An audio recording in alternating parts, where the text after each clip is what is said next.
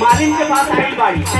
मालिन बगीचा में एगो छोट सा बच्चा की गोदी में लेने वाली और माई ओकरा से पानी पियावे की कहताड़ी। तब मालिन का कहताड़ी, अरे कैसे के पानिया पियाई मोरी मैया हो कि मोरी गोदीना, कैसे के पानिया पियाई मोरी मैया हो कि मोरी गोदीना, हो कि मोरी गोदीना, बाटे वाला कान बना कि मोरी गोदीना, बाटे वाला कान बना कि मोरी गोदीना।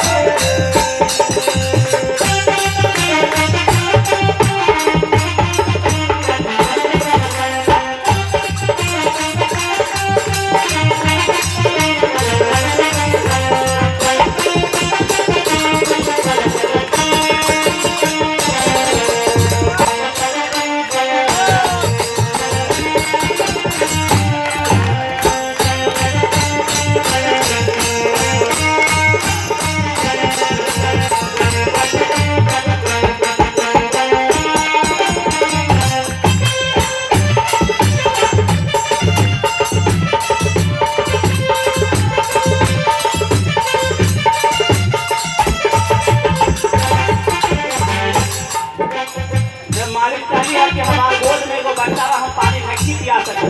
तब मैया का कहली है,